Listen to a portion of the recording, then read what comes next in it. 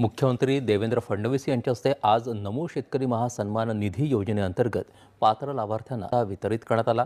या योजनेअंतर्गत 91,65,156 शेतकऱ्यांच्या खात्यात हा लाभ वर्ग करण्यात आल्याची माहिती मुख्यमंत्री फडणवीस यांनी। नमस्कार शेतकरी मित्रांनो, आज आपण पीएम किसान सन्मान निधी योजनेअंतर्गत अत्यंत महत्त्वाची बातमी जाणून घेणार आहोत। तर आता शेतकऱ्यांना पीएम किसान हप्त्या योजना मिळणार नाही आणि कोणत्या शेतकऱ्यांचे पैसे अडकू शकते, खात्यात आले की नाही हे कसे चेक करायचे याची संपूर्ण माहिती आता आपण पाहणार आहोत। म्हणून हा व्हिडिओ शेवटपर्यंत नक्की बघा। तर आताच्या माहितीनुसार जून महिन्याचा 2000चा हप्ता जमा होण्याची शक्यता आहे, मात्र लाभ मिळण्याचा कागदपत्रे आणि पडताळणी पूर्ण आवश्यक आहे। कोणते 2 कामे तात्काळ करा। जर तुम्ही हे 2 कामे तात्काळ केली तर तुम्हाला पीएम किसान योजनेचा हप्ता मिळणार आहे। पहिलं तर KYC पूर्ण करा। जर तुमची KYC पूर्ण केली तर तुम्हाला हप्ता मिळू शकतो, अन्यथा तुमचा हप्ता अडकू शकतो। त्याचप्रमाणे OTPद्वारे बायोमेट्रिक किंवा फेस अथद्वारे KYC करता येते।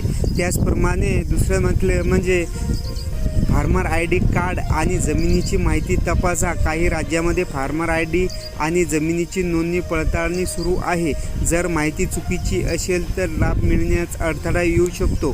कोणत्या कारणामुळे हप्ता अडकतो तर बघू शकता की तुमची KYC पूर्ण नसेल, आधार किंवा बँक खाते लिंक नसेल, चुकीची कागदपत्रे असेल, जमिनीची पडताळणी अपूर्ण असणे, लाभार्थ्यांच्या माहितीचे तफावत असणे, एकाच कुटुंबातील एकापेक्षा जास्त नोंदणी लाभार्थी यादीत असेल, अशा आता यांचा लाभ आता पीएम किसान योजनेत मिळणार नाही।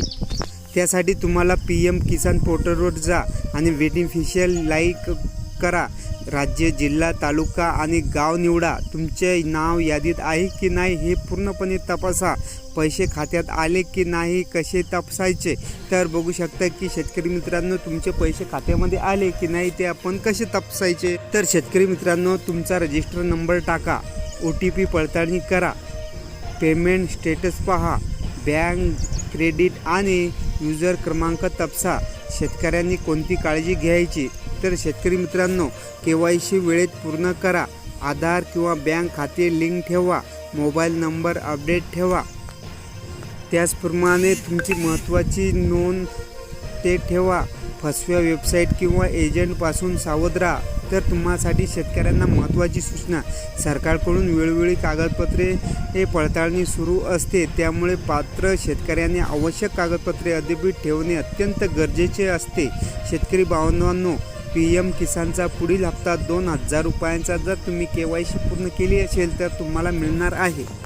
आणि हा हप्ता मिळवण्यासाठी KYC, फार्मर ID, बँक तपशील योग्य असणे आवश्यक असते।